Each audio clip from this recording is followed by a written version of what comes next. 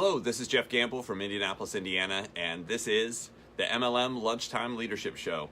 Today we're actually going over law number 5, the law of addition. What I'm going to do is add on some people here real quick, and we'll get this rolling.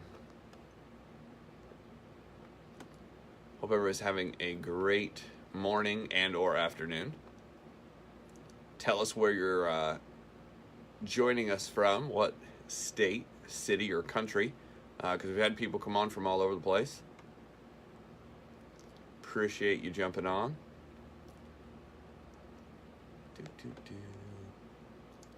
Hello, hello. Lori's with us. Denise is with us. My phone is not working. Why is it not scrolling down? There we go. Bring them on camera, please. Welcome. Good morning. Good morning. To some, afternoon to others. Hello. Hi, everyone. Welcome. Today, we are Jeffrey David Gamble of My Leadership Network and Bess McCarty of the MLM Millionaire Club. Jeff is a certified John Maxwell trainer, so he can teach this for us. And we partner to bring you this generic lunchtime training every noon, every weekday, Monday through Friday at noon Eastern time here, called as Jeff said, the MLM Lunchtime Leadership Show. If you would like to be a better leader, type in yes below, big yes. And if you're watching the replay, we'd love if you typed in replay so we can thank you for that. And of course, if you know people who would benefit from this information, we'd love if you tag them. Our purpose is to help people grow, to educate, empower, and equip entrepreneurs, and create independent servant leaders. So as Jeff said, today is number 5, the law of addition. So we know, leaders know that to increase profits, they must add value.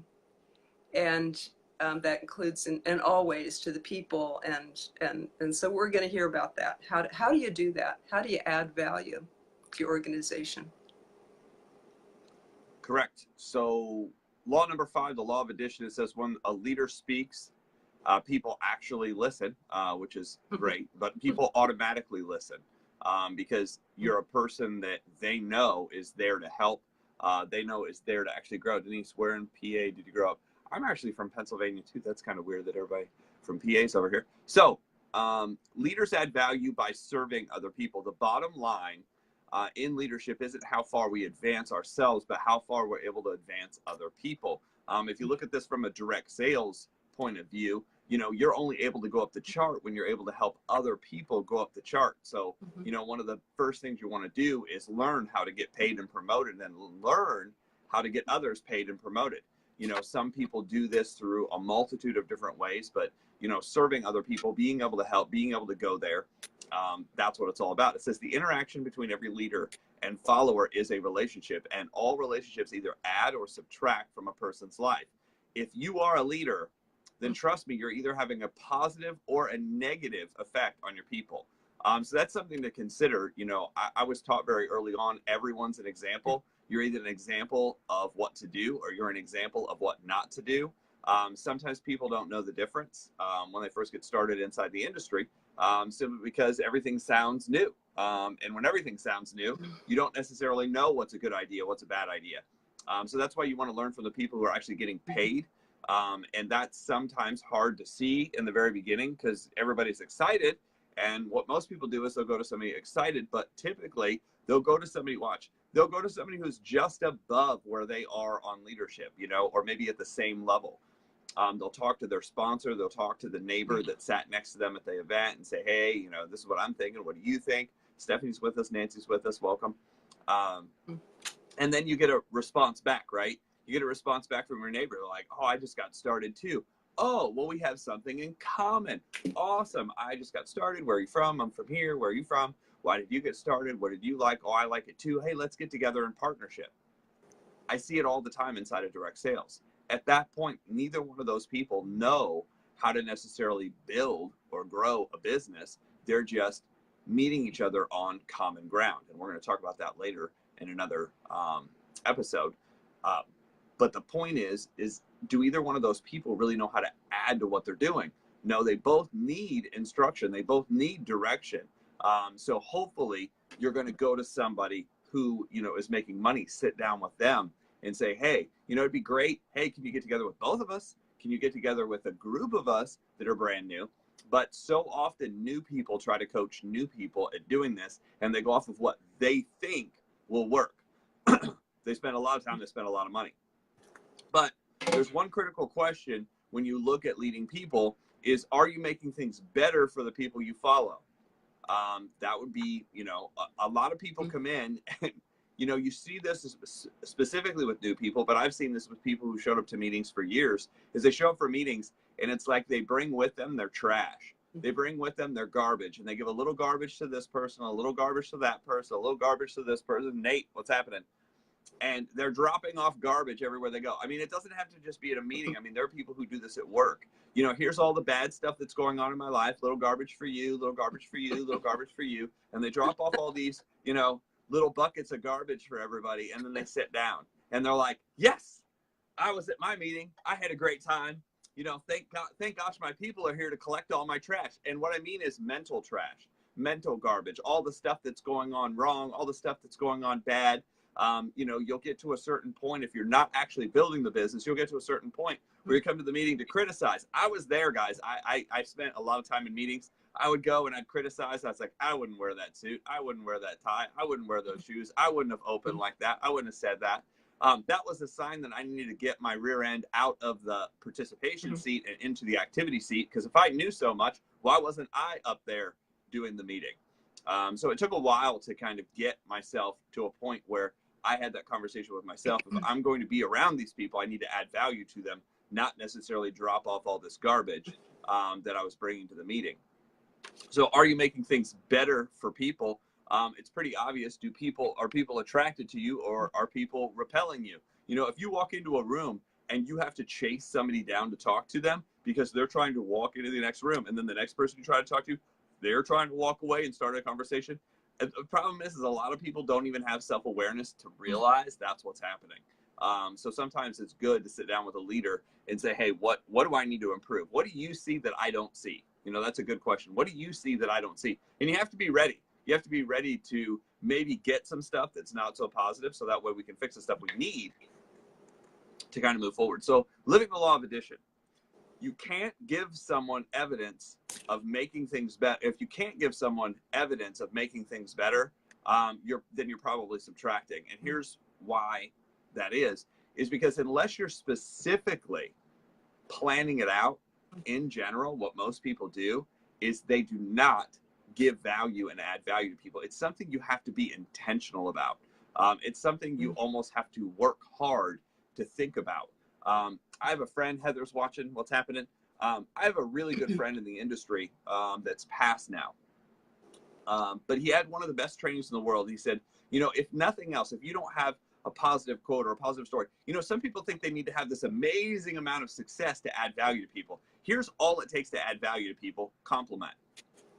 He said, all you have to do is compliment somebody. He goes, if you compliment a woman on her hair, and this is his words, I'm not going to say this. He goes, she will wear that hairstyle until it rots off her head. He goes, that's just how it is. We love compliments. We love compliments so much. He goes, if you tell a person that you love that tie, they will wear that tie to every single meeting. Tell somebody you love their shoes, or, you know, make it a genuine compliment. You know, if it looks terrible, don't say, hey, it looks great, but find a reason to compliment. That's intentional. You have to sometimes you have to really, really pick out, you know, certain things. You know, we had a couple people that brought trash to the meeting all the time. And I was just impressed that they'd show up every single time. They'd show up early. They'd sit close to the front just to bring their trash to the meeting. And I started finding ways to compliment. And here's the thing. They got brighter and they got better. That's usually what happens with compliments. People get brighter. They kind of cheer up. And it's a warm feeling. They want to be around. Watch this. People want to be around people that compliment them, because it's not something you get very often in most settings. So it's really attractive to be in that environment, you know, an attractive environment. And if you get good at this, it's also easy to attract people to you. You know, you can walk into a favorite restaurant or into a grocery store, into a place you frequent often, the gym. And it's amazing. Certain people who know how to compliment, they just attract other people, but it's done so intentionally. Here's number 2 of living the law of addition. 90% of all people who subtract do so unintentionally. Meaning, these people don't set out to make people miserable or set out to give out trash. They don't think that's what they're doing. They just maybe grew up in an environment where that's what was done. You know, I say this, I grew up in an environment where the general conversation was what you did wrong, what you didn't complete, what you didn't do. So all I knew how to do was point that out to other people when I actually got out on my own. And if you go around pointing out what people don't do, what people don't, you know, hey, you could have done that so much better. Hey, and I mean, it didn't matter if it was a teacher, professor, or it was me. Hey, you know, I'll be real honest. I just sat through an hour-and-a-half training and it sucked. You know, didn't you rehearse? Isn't there another book you could have used? I mean, I'm sitting here in class paying $20,000 a year for this education, and it was terrible. I didn't know any better. And here's the thing. I was actually, you know, you think I'm motivated about being positive. I was just as motivated about being negative. I'm like, not only were you bad, but I have a whole list for you. I mean, I was organized. Do you think that was helping me out? And I just didn't understand. I was like, why isn't this attractive to anybody? It's hard to make friends here. Cleveland's a weird place. And here's the thing. It had nothing to do with Cleveland. Had nothing to do with where I moved, because here's what was really ironic. No matter where I moved, no matter what job I got, no matter where I went, I got the same reaction. You know, the only common denominator was me, and I couldn't figure that out. You know, finally I got around some people, and I finally read some books where I was like, oh wow, that's not really a good idea. Chris Coller's with us. What's happening, Chris? Hi, Becky. So it was just really interesting that's what happens. So number 3 in living this law, Beth is with us. Welcome. When a leader subtracts and doesn't change his ways or her ways, he or she goes from subtracting to division. So not only can you repel one person, watch, when you're negative to one person, that person goes out and tells 3 other people. So you're not just subtracting from what you're trying to do, you're dividing. So it's happening even faster. In fact, you're now motivating other people to say, I wouldn't hang out around those people, you know, and you see these people. I mean, they walk into the gym. They walk into work, they walk into a business environment or a networking environment, and people are like, get me away from these people. You know, I love, and I can't remember the movie, National Lampoon's. Anybody remember National Lampoon's Christmas Vacation? Clark Griswold walks in, and the guy picks up the phone. He's like, get me somebody, and get me somebody while I'm waiting. I mean, you're just looking for a reason not to hang out and talk to these people. It happens a lot. So that was number 3. When leader subtracts, doesn't just change his ways, he actually goes from subtracting to dividing. Most of us have worked with those type of people, right, Denise? In contrast, 90% of all people who add value do so intentionally. Why? Because human beings are naturally selfish. And John even says, I'm selfish. By adding value, it requires me to get out of my comfort zone and really think about this. If you become a machine that complements, if you become a machine that adds value to people, I like how you did that. I respect how you did that. And he goes on to say in another book, Winning with People, he said there's a difference between saying, hey, I like something you have, and sitting somebody down and genuinely thought out compliment. And a genuine thought out compliment, you know, would be something along the lines of something internal that you respect about a person, you know, like, Bess, I respect the fact that for 4 years I've been able to count on her. I was just thinking about this. You know, Bess and I have actually been working together, and we've actually been agreeing upon things. And we're actually going to sign something that says that we agree upon these things come at our team building event. And the ironic thing is I don't need any piece of paper to believe her, you know, because she has been the same person that she was when I met her 4 years ago and over that time. And there's very few times that, you know, you can just trust somebody completely. It's like, yeah, we just believe this is going to go right, and we just move forward. Now, in most business settings, I would say that would not be something smart to do. But there are certain people that you can just do that with. You know, I was thinking about that the other day. I was like, wow, that's really weird, because I'm not like that in any other area. Obviously, I couldn't do that in real estate. That'd be insane. I wouldn't do that in any of my other companies or businesses, but it just made sense for what Bess and I are working on, where it was built out of trust to begin with, and there's no reason not to, right? So that's what we talk about when you're really thinking about what's going on. Because somebody was like, well, why have you worked with her instead of this person, this person, this person? And I was like, okay, I really have to come down and think about the reasons. And the cool thing was I had the reasons just like that. So because human beings are naturally selfish. Now, the reason, for those of you who know this about psychology, we're built as survival mechanisms. So we're built as survival mechanisms. So your entire nervous system, your ocular, your auditory, your visual, your kinesthetic, all the feeling is all built to protect yourself. The reason being is we used to live outside in caves or tents, and basically, if you've ever seen the meerkats, they're up and they kind of look around, and they're like, okay, we got to watch out for what's going on. That's kind of what our system's always on guard for. So we're always on guard for negative. We're always on guard for something wrong. We point out and we look for stuff wrong. Okay, that's scary. Don't go there. That's why we build these comfort zones where it feels, it feels safe. It's a false sense of security. It's absolute garbage. But we feel safe in this environment because it's what we know. It's what we see. It's what we look at. In reality, it's just as dangerous to be there as anywhere else. I was just looking online, and a friend of mine's like, oh my gosh, I can't believe this horrible thing happened just right down the street where I live. That's a good area of town. I'm like, well, good area of towns have bad people. Bad people walk through, right? You can drive anywhere. So it's that instinct, that natural human instinct that's inside of us to kind of point out the negative. It takes a lot of work in getting out of your comfort zone to point out the positive. So it's something I've had to train myself to do, because obviously I didn't grow up like that. So add enough value. So this is the fifth thing about adding value.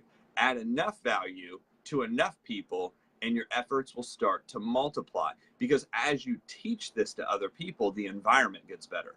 And you see this inside of some organizations. It's usually the leader. The leader is the one who kind of is the one that says, hey, at this company, at this environment, what we do is we point out the positive. We don't point out the negative. And then not only does he say it or she say it, then you watch it happen. Then you watch it happen from the leader. And you're like, well, if the leader always does this, then it's okay. And then their subordinates and or team members start doing it. And then you create an environment of it. And when you create an environment of it, it's very, very attractive. So with that, we've got a couple more things here, but I want to turn this back over to Bess real quick to get her thoughts or insights on, growing in the law of addition. Thanks. These have been such good tips. I want to say hi to Denise, Adrian, Joyce, Becky, Judy, Kareem, Marty, Lisa, and Heather. Thank you for being here. Thank you for learning leadership, because I know this is going to affect a lot of people. Everybody that we help, it's going to, I think, help hundreds. So this is a great exponential thing. This is our residual joy, our residual reward that we get, knowing that these shows can then in turn multiply and help a lot of people. I loved what you said, Jeff, about what do you see that I don't, to ask someone that, to listen and ask, how can we know what we don't know otherwise? How can we add value? And so listening to people, asking questions, and even taking surveys. When I was working for a few years with this large nonprofit organization in California, we would have expo booths, and we would give out, it was spiritual, we would give out information to people, which we thought was very profound and that people really loved this. Well, one day we had the idea to take a survey and ask the people, what did you like best from this experience at our booth? And I thought it was going to be, wow, the profound insights, the brochures, the information, or the information is what I thought. And what they said was the most common answer was, the most important thing they got was that they were listened to. They were listened to. And it like dawned on us, it's not our wisdom, it's not our information, that we're really here maybe to listen. That's the greatest service that we could provide. And we find out things that we didn't know. I wouldn't have known that, I wouldn't have guessed that. But now that we know, I make that very important, to listen to people. And so Jeff said, what can you do? I love when you said we're either adding value or we're subtracting, or we're adding to somebody's life or we're subtracting. So which side am I on? Let me remember to be aware and have the intent to be on that positive side. And I love that you said, hey, easy way is just to give a compliment. You know, when I met Susan Sly at one of Eric Worre's GoPro events, she's a top earner. She spoke on stage and all that stuff. So I go to meet her and she goes, oh, I love that color purple that you're wearing. And immediately my heart just like was touched and endeared to her. And that's all she had to say. It like now I just love her forever, you know? So another really easy thing is to listen, like we were saying. But another really easy thing is to say thank you, to thank them for something. And one time I saw this article that said, even if somebody blasts, you know, if you don't know what to say to somebody, even if they blast you, even if they snub you, it doesn't matter. You could, if you say thank you, what can they say after that? It's like an all-purpose thing that you can, and I've tried that, you know, like somebody says, you know, you should be doing this or this or that. And I say, thank you. So that's a fail-proof tool too, to turn things to the positive. And that's how Zig Ziglar saved his marriage. He completely turned it around, you know. His marriage was such that he wondered, can I stay in this marriage? And he thought, wait, let me catch her doing something that I value and thank her for it. And he did. And he did again and again. And his marriage turned around, you know, and then he had a very happy marriage. So just thanking people. Yes, there is room to say what we feel in need. If we need a change or waive a request, there is a way to do that. And I'll tell that in my second half of my my little sharing section. I would like to, well, thank Jeff for your kind words. And of course, it's a mutual feeling. I think a mutual recognition of a trustworthy person and a helpful person. Jeff's always been so generous and helpful and positive that, you know, when the opportunity came to work together, I was so very, very grateful. So thank you, Jeff. Would like to tell a little story on myself. You know, are you adding value? Are you listening? Are you there for the other person or not? Okay, so I get into network marketing in my early 20s, nutritional supplement. And even more than the money, I'm out to save the world, right? I'm out to grow this business, but spread the world and help people get healthy and everything. So I'm at the gym and working out, and there's another lady in the dressing room. And so I tell her about my product. You know, I'm the typical evangelistical new network marketer. And that's all I talk about, and that's all I care about. I'm just like a focus, like a horse with its blinders on, just focusing straight ahead. And so there was a lady in there, an acquaintance that I knew at the gym. So I tell her about my business, and bless her heart, she looks at me and she says, all you care about is you. Shocked, because I'm a people pleaser too, you know, and I want to help people and all this stuff. Bless her heart for saying that. That turned me around. It made me think, am I adding value? Am I subtracting value? Am I bringing value? So after that, I made an effort. I think I still am learning, frankly. Learning to remember, to listen to people, to care about people, what's in it for them. And we're mentioning great leaders, real quick, 2 quick examples of quick leaders. In the book, the free book that I post in the comments, the 21 Irrefutable Laws of Leadership by John Maxwell, which is where all these are taken from, and we're on number 5 of the 21 today, the Law of Addition. But in there, he describes in this chapter, the Law of Addition, some nice stories about himself and about Mother Teresa and how she was a leader that people listened to. You'd think she was demure, quiet, little nun, but she was a dynamic person who could build a huge organization. I think because she believed in it, she stood on her truth, and people listened. Even if they violently disagreed with her, they would shut up and they would listen.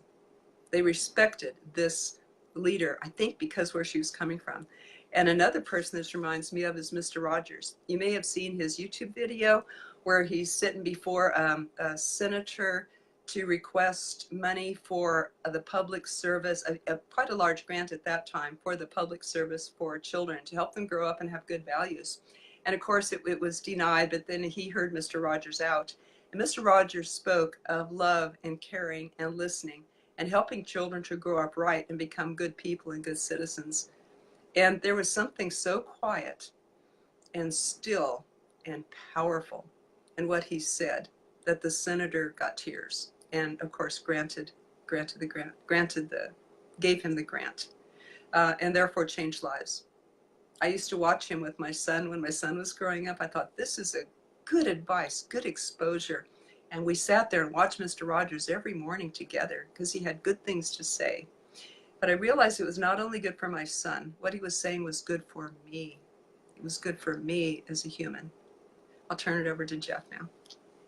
Yep, universal teaching is awesome. And I also saw that. That was really good. Leading others to the law of addition. It says, benefits of adding value, serving others. Number one, it benefits those being served. So obviously this is a giving back thing. Not necessarily you're going to get the benefit right away, but it's going to benefit other people. Number two, serving is fulfilling. If you're missing something in life, I always point to, this is probably one of the things that's missing. You're not affecting other people. Tony Robbins tells a great story about when he's absolutely broke. He's down to like the last $16, $17. And he's like, I'm going to go to this all you can eat seafood buffet in California that sits on the water. And he's like, I'm going to stuff myself to the point where I don't even know what to do. And he said he went in there and he sat down and he saw the small kid come in. Obviously it was his mom, and he sat down and he saw him, you know, take the time to pull out her chair and this, that, and the other thing. And it just kind of hit him. He's like, you know, this kid really has something going. So he's like, I'm going to go over and add value to this kid. So he goes over to the kid and kind of asks him, he says, hey, what are you doing here? And he's like, well, you know, I'm here with my mom to, you know, to have lunch. And he's like, no, you're here to buy your mom's lunch, you know, to take her out. And he's like, I don't know if he was 6 or 7 years old. He's like, I don't have any money. He's like, yeah, you do. And he ended up giving him, you know, the last bit of money that he had. And the kids, you know, lit up, and the mom, of course, was crying at this point. And he said he walked out and he's like, I didn't even walk out. I floated out. He said, I floated out, I floated home, and it changed his entire direction of how he felt, what he was doing, what he, you know, the rest of his day, and honestly, the rest of his life, obviously, because this affected him so much. He's telling the story 30 some years later. But he said, you know, the feeling of giving back and being fulfilled, when we're fulfilled and we're grateful. Watch this. When we're filled and we're grateful, different ideas come to us. Different ideas. When you're trying to figure something out based on scarcity, based on not having, you're looking at everything limited. You're not going to see the big picture. You're not going to be able to figure out what to do because you're not tapping into the resources of gratefulness. You're not tapping into the resources of, you know, the open idea that it can come from anywhere. So it's just a great lesson, you know. Serving is about fulfilling not just the other person, but also fulfilling yourself to be able to go on and do other things. And, you know, fulfillment is an art form. You know, achievement is a science. Success is a science, but fulfillment, it's an art form. Obviously, we've heard about, you know, people in the news, you know, celebrities that have taken their life. They have everything we would think we'd want. You know, they have millions and millions of dollars, and they have, you know, big mansions and cars, and they don't want for anything physical or tangible, but obviously they're missing something because they're, you know, going away in, you know, droves. You see it every day. Number three, it allows us to lead with the right motives. When you're going out to help other people, when you're going out to serve other people, when you're going out to add value to other people, it's like the right motive. You're not looking, here's the thing, you're not looking for anything back. When you're specifically going out to do it just to get something back, that sometimes will backfire on you. But when you're doing it just to add value, just to help out, there's nothing you're looking back for in return. It's amazing what good things will come to you. Number four, serving develops a leadership culture and a leadership team. So it's something that if you're doing it and you're affecting the people around you by doing it, it should rub off to your team and you'll see them do it. You don't need a title to serve. And this is what John always talks about in his 5 levels of leadership. He said level number 1 is what? It's a position. It's a position you get. Level number 2 is permission. You give someone else permission. Level number 3 is production.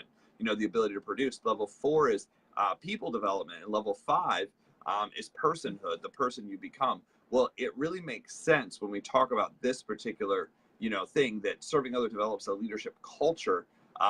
You don't necessarily need a title. You don't need a title to serve. It has nothing to do with, the management or whatever. You can come in as a brand new person and be able to compliment people and be able to affect the room and affect the meeting. Holton Bugs was so funny when he's like, man, he's like, when he was brand new, he would show people, he's like, look, this is what's going on in our company, this right here, see this meeting right here? I attended one of the largest meetings where this guy, I was part of his team. He's like, I was the only guy in the audience. But he's like, I showed up every week. He's like, so I was part of the team. I was part of the evidence of him growing. Yes, there were 250 other people in the room and I was the only one, but I was part of that, serving others. It doesn't take a title. He didn't have a title. He was just there. Adding value, add value by valuing others. So first of all, you have to find stuff in people that you like. It's very hard to add value. Watch this. And the first person you have to figure out how to like is you. That's the hardest part. Why? Because we're the most critical of ourselves. When we look in the mirror, what do we see? We don't see the good. We see what's wrong. Oh my gosh, I have this in my eye, and my eyebrow, and my hair's done this, and my my teeth have done that, and this, that. That's what we see. We always look for, and that's part of that survival mechanism. You have to remember that. You have to remember what is going good. Yes. 2, we add value when we make ourselves more valuable. So how do you make yourself more valuable? Well, this is where personal development comes in. If you listen to a personal audio, you'll become more valuable by having the positivity come in. If you read 10 to 15 pages out of a good book, you'll become more valuable by the information you learn of what to do with it. So that's why personal development is so important, is that allows you to add value to yourself. We add value to others when we know and relate to what others value. So just being able to sit down and understand who somebody is, what they like, what they're into, what we can go talk about with them, and focus on helping them. Shane's with us. What's happening? Dwayne's with us. 4, we add value to others when we do things God values. The more intention, the more influence we have, the greater the impact is on other people, for better or for worse. For better or for worse. So if you're a high leader and you say something, it's going to have even more impact. If you're positive and you lift them up, like Bess was talking about with Susan Sly, one person's compliment can send you, straight up. Or if a big leader says something negative, one leader can pretty much knock you out. So remember that when you're out there talking to people. John says, walk slowly through the crowd and be intentional about what you're doing, and ask yourself the following questions. How and when are you a servant leader? And remember the lesson. If you're not intentional about being positive, you're probably subtracting. When do you get impatient or resentful towards people? When we're into ourselves, when we're worried about what we're doing, we're not actually helping anybody else. Number 3, are there tasks beneath your dignity or beneath your position?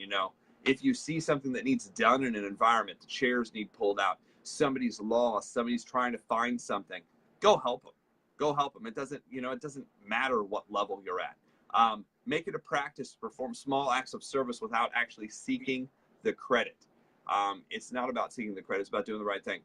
What do people closest to you value? You have to kind of understand who they are to be able to help them out. So with that, that is the lesson for today. What I'm going to do is turn this over to Bess for any closing thoughts, and we'll go ahead and wrap it up. Yeah. So a couple tips on how to stay positive. Like, what if there is a situation, you want to focus on positive, bring out people's strengths, and, their weaknesses will take care of themselves and all that. What if there's a situation where you need to take care of something? Like, say that in network marketing that, let's say your sponsor or somebody in your upline suddenly kind of takes over your team and starts directing and starts kind of being bossy with your team, like controlling. There is a system that I love called Compassionate Communication by Marshall Rosenberg, and you can get a book on this. It works in business. He's negotiated and prevented wars between countries, this man has. So it works in, marriages, relationships between parent-child, at work, in network marketing. So I highly recommend. It's 4 simple steps where you observe, you say what you observe, what you feel, what you need, and what you request. And that keeps the conversation clean of any judgment, blame, demand, criticisms. It turns it completely around. for example, instead of saying to the upline in that case, when you came in all bossy like and took over my team, or just blaming, when you've come in and I want you to stop that. So a way to say that with compassionate communication would be, when say the observation as neutral as you can, like a newspaper reporter. When you contacted my team without going through me first, I felt scared and alarmed, because my need is I wanted to protect my team from surprises, from going in a direction that was different, that might confuse them. In the future, when you want to coach my team or direct them, would you run it by me first? So that's the request. You just said the observation, the feeling, the need, and the request. 4 steps. And you can find that again, Compassionate Communication, Marshall Rosenberg. That has saved me a whole lot. And working with my ex-husband and parenting with my child, but in business too. Because so you don't want to burn bridges. You don't have to. Nor do you have to negate your own needs. If there's something really doesn't feel right to you, you don't have to quit. And you don't have to blast the person. There's something in between, that middle of the road, that really makes sense. And it's a way to handle situations when you need to bring them up. Second tip that I have for, like Jeff said, when you find yourself impatient and all that stuff, we all do, right? We're all humans. So how to look out for that? There's a little common saying called HALT, H-A-L-T. And that's to know yourself. When you are hungry, angry, lonely, or tired, you're going to be the most vulnerable and the most likely to be negative and not come across, as you said, because you have these needs. So if you take care of these needs, then rest or eat if you have low blood sugar, or take care of what pressing need that you have, then you're more likely to be able to come and want to add value to someone when you are okay. So loving ourselves first, taking care of ourselves first. If you know people, if you have gotten value from this, we love if you hit share so that other people can too. And if you are not yet a member of our Facebook group, the MLM Lunchtime Leadership Show, you can go there and request to be a member, and then we can add you. Let's see what else. Love to say hello to Thomas and Justin, who came on, and Steve. Cool, my neighbor. Jeff, what next? So guys, that's a wrap on the lesson of the law of addition. Tomorrow we'll be going over, obviously, the next lesson. But what we want to do is, let you know that we do this show every day, Monday through Friday at noon. You can plan it out, put it in your schedule. You can also watch the replay. If you're watching the replay, please put that in the comment section that you are watching the replay. And as always, we appreciate everybody for jumping on. We, go out and try to add value to someone today. Figure out how to do this. What can you help out? What can you complement with? Just give us your reactions. Put, hey, here's what happened. Here's the reaction I got. Things start to work out so much better. That is all I have for today. I will send it back over to you, Bess, to close out. Any questions, you guys? Love to hear your questions. Take away. Give you just a second to do that. So tomorrow is the law of solid ground. And basically that boils down to trust as a foundation. So that'll be very interesting, something to contemplate for tomorrow. And Judy, thank you, really related to the halt today. I felt something in between. Yep. Silence. Sometimes it's best just to be quiet than say nothing. Thanks, Judy. That's a wonderful, good tip. And the result came through. Wow. Yeah. Thank you, Judy. Wonderful tip. So glad you and Becky could be on here today.